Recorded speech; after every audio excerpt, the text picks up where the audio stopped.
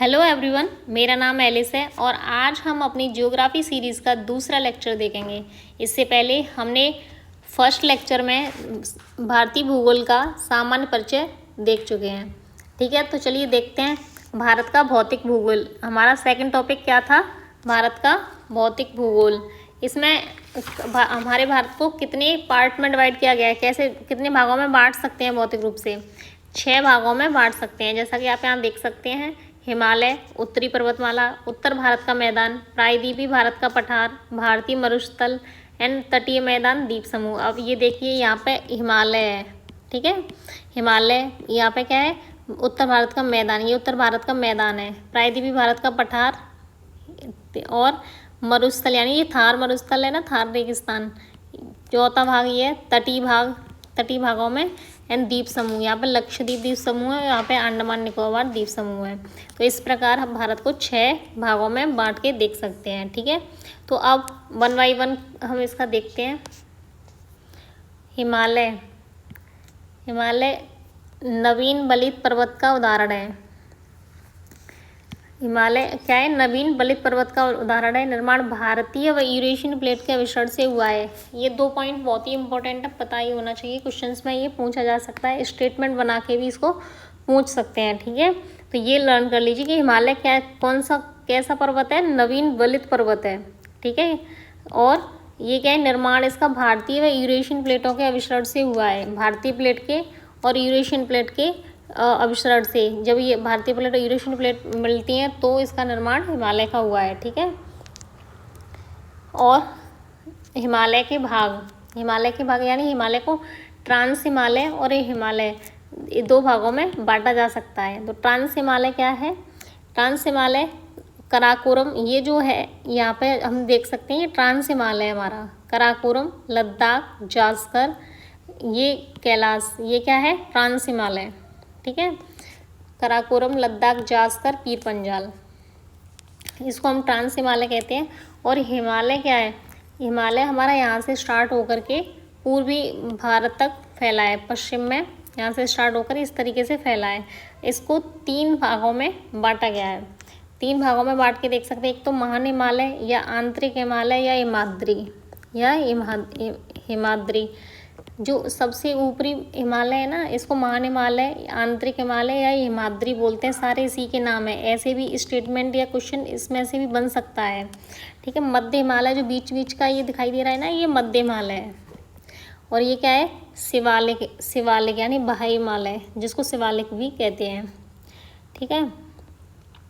यहाँ पर जैसे आप देख सकते हैं, देखिए ये मैप में देखें, कराकोरम, लद्दाख, जास्कर, ये क्या है?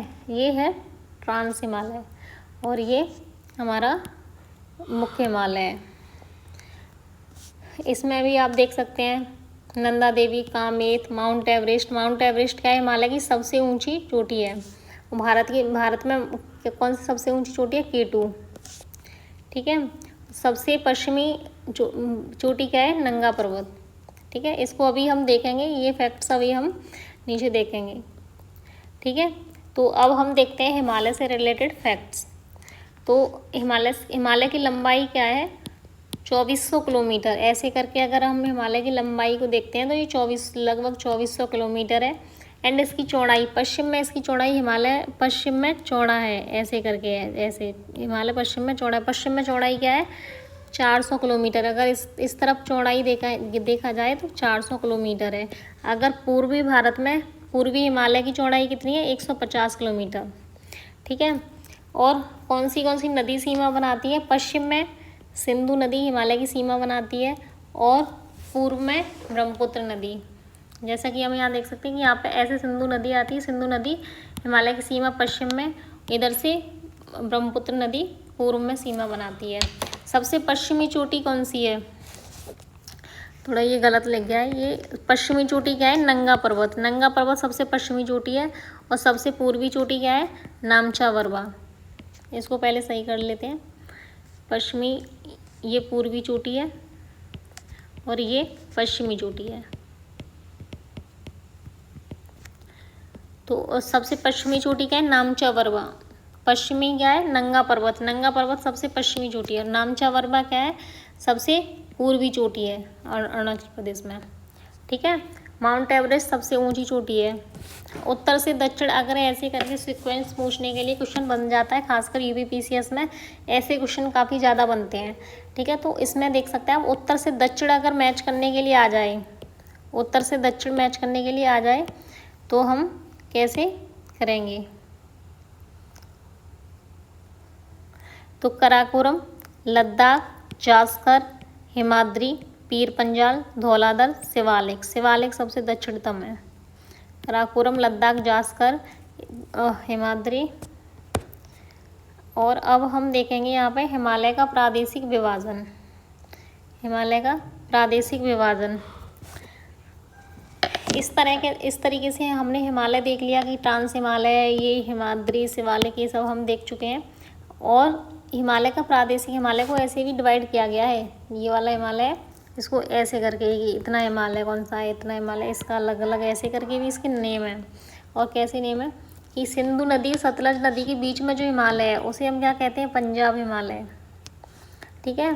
सिंधु नदी सतलज नदी के बीच में पंजाब हिमालय। इसमें से कई तरह के क्वेश्चंस बन सकते हैं। ऐसे भी बन सकता है कि वेस्ट टू ईस्ट अरेंज कीजिए, ऐसे आ सकता है। सबसे ऊंचा कौन सा है, सबसे नीचा कौन सा है, ये पूछा जा सकता है। और नदियों के आधार पर भी पूछा जा सकता है। ऐसे पूछा जा सकता है कि सतलज शारदा नदी, यानी यहाँ पे काली नदी है, शारदा नदी के बीच में कुमाऊं हिमालय है। तीस्ता और ब्रह्मपुत्र नदी के बीच में कौन सा हिमालय है, असम हिमालय। तो ऐसे भी पूछे जा सकते हैं। तो आप सब तरीके से तैयार रहिएगा। तो पंजाब हिमालय, कुमाऊं हिमालय, नेपाल हिमालय, असम हिमालय, ठीक है। और सिंधु से सतलज पंजाब हिमालय, सतलज से शारदा कुमाऊं हिमालय, शारदा से तीस्ता नदी के बीच में नेपाल हिमालय, और तीस्ता से ब्रह्मपुत्र नदी के बीच में असम हिमालय है। सबसे कम ऊंचा भाग कौन सा हिमालय का, पंजाब हिमालय जिसे बोलते हैं। सबसे छोटा भाग कौन सा है, कुमाऊं हिमालय सबसे छोटा भाग है। नेपाल हिमालय सबसे लंबा और सबसे ऊंचा भाग है। सबसे ऊंचा माउंट एवरेस्ट इसी में है। माउंट एवरेस्ट नेपाल हिमालय में ही है, पाई जाती है, ठीक है। तो ये सारे फैक्ट्स आपको लर्न करके रखने हैं। और इस तरीके से ये नोट्स आप सेम टू सेम इस प्रकार से भी नोट्स बना सकते हैं, जिससे कि आपको रिकॉल करने में, लर्न करने में आसानी रहेगी। इससे रिकॉल करना और भूलने की समस्या ख़त्म हो जाएगी। तो इसके लंबाई के आधार पर अगर क्वेश्चंस बना दिया जाए, लंबाई के आधार पर, तो सबसे लंबा नेपाल हिमालय, फिर असम हिमालय, फिर पंजाब हिमालय, फिर कुमाऊं हिमालय, ठीक है। ऊंचाई ऐसे इस तरह के क्वेश्चन यूपीपीसीएस में काफ़ी ज़्यादा बनते हैं, तो आपको इसका ध्यान रखना चाहिए।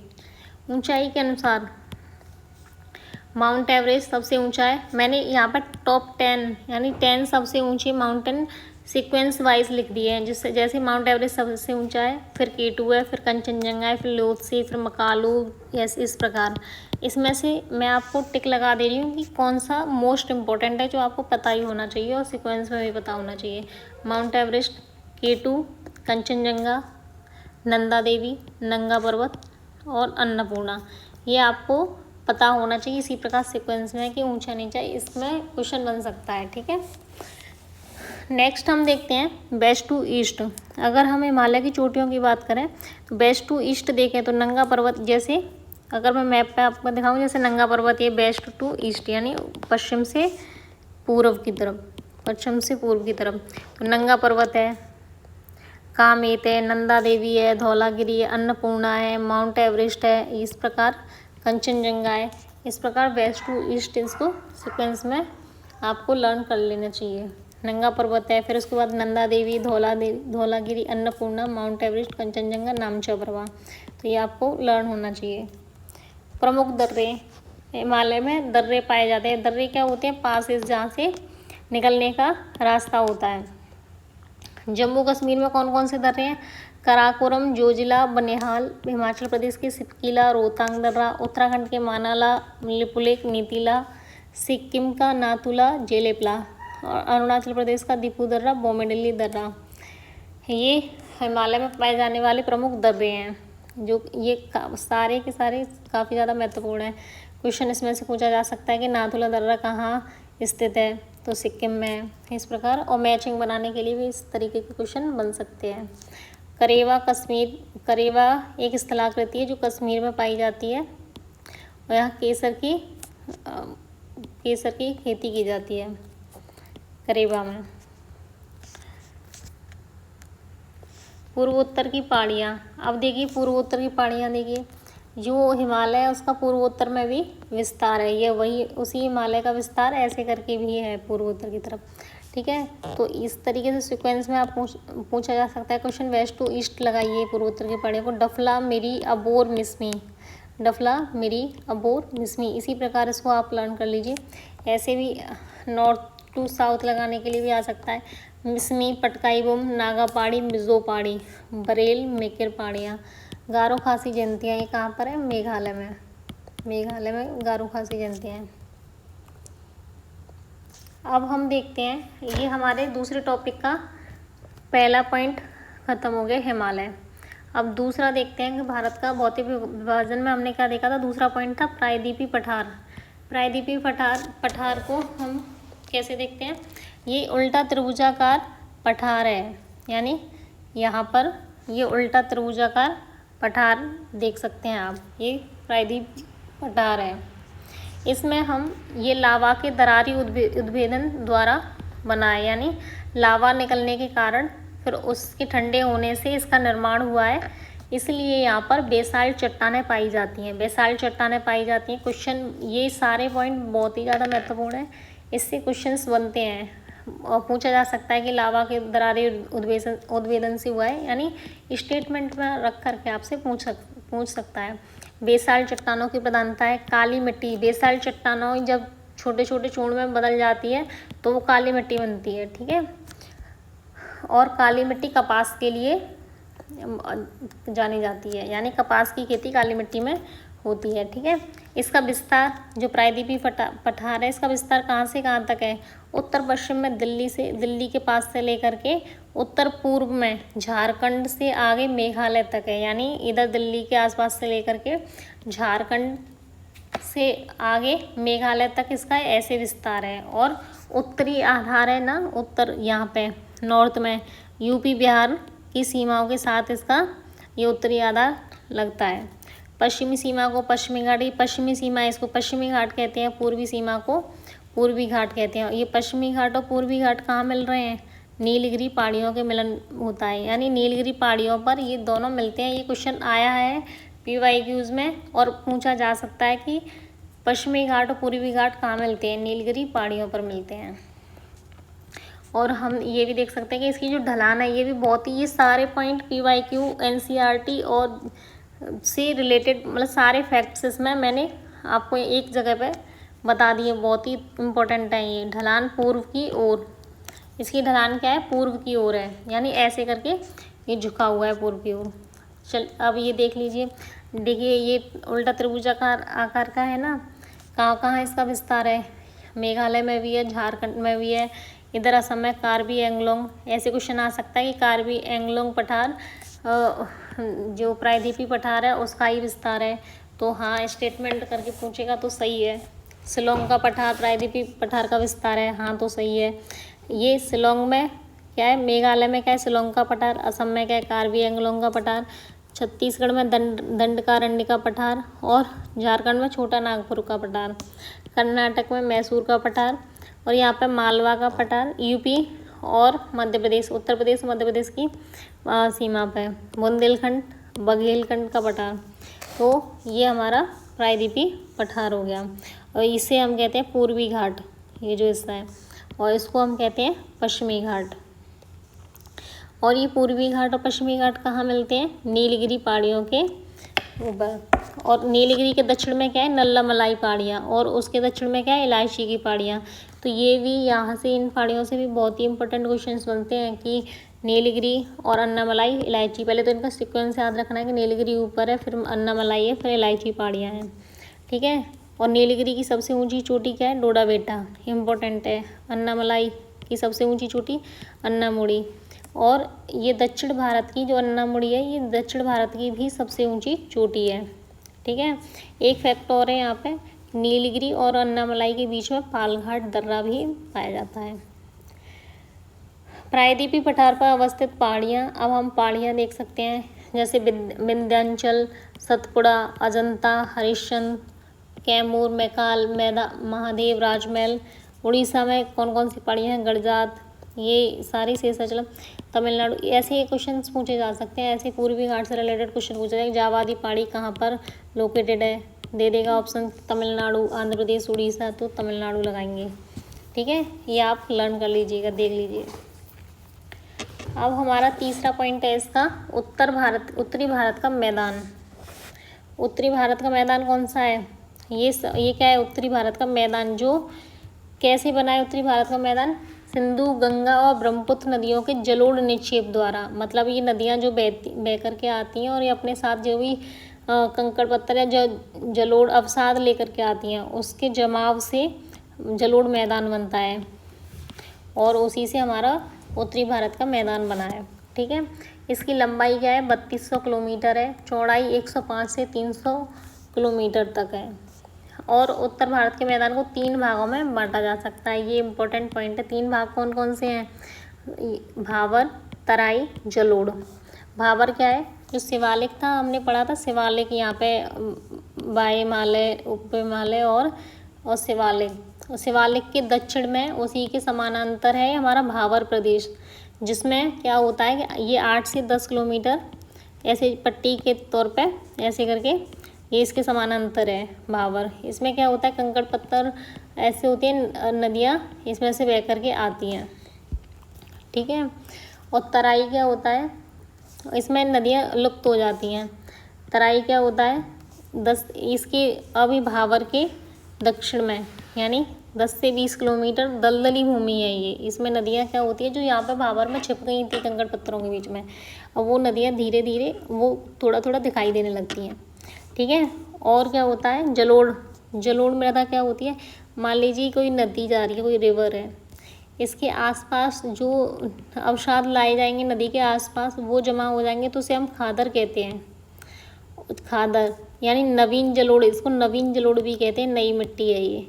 और खादर, और जो पुरानी हो गई है उसे कहते हैं बांगा, जो नदी के जो क्षेत्र है उससे थोड़ा दूर है, इसे बांगर कहते हैं। तो इस तरीके से भावर, तराई और जलोढ़ में इस तरीके से 3 भागों में हम इसको बांट सकते हैं।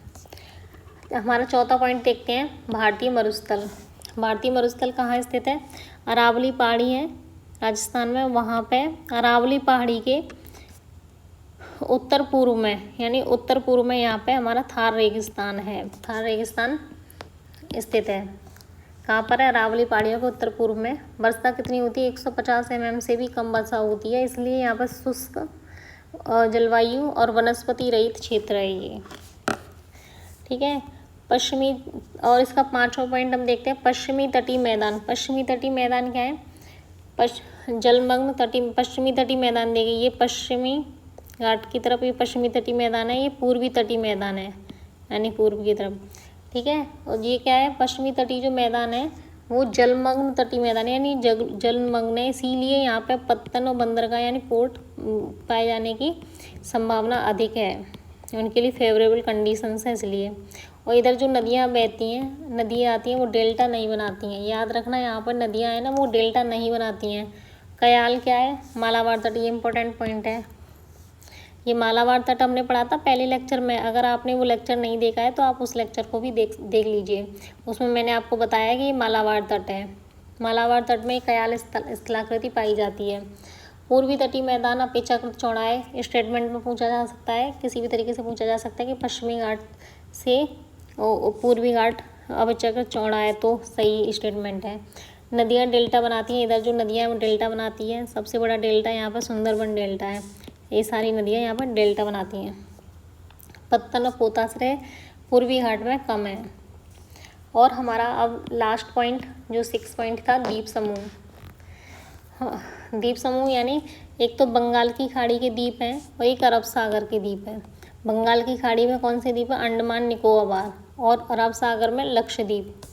अंडमान निकोबार की बात करें तो यहाँ पे 572 द्वीप पाए जाते हैं, और इनकी लैटिट्यूड लॉन्गिट्यूड मैंने पिछले वीडियो में आपको बताई थी इंडिया के संदर्भ में। ऐसे ही जो द्वीप हैं वो 6 डिग्री नॉर्दर्न लैटिट्यूड यानी उत्तरी गोलार्ध से लेकर 14 डिग्री उत्तरी गोलार्ध, 92 डिग्री पूर्वी गोलार्ध से लेकर के 94 डिग्री पूर्वी गोलार्ध में पाए जाते हैं। और बैरन आइलैंड, बैरन आइलैंड एक जीवंत ज्वालामुखी है जो निकोबार द्वीप समूह पर है। निकोबार द्वीप समूह पर बैरन आइलैंड एक ज्वालामुखी है। लक्षद्वीप ये अरब सागर वाले द्वीप हैं, इसमें 36 द्वीप हैं, कुल 36 द्वीप हैं और इनकी लैटिट्यूड लॉन्गिट्यूड की स्थिति आप देख सकते हैं। तो कैसा लगा आपको ये वीडियो, प्लीज़ कमेंट में बताइएगा। आई होप आपको सारे पॉइंट समझ में आए हो। Thank you so much.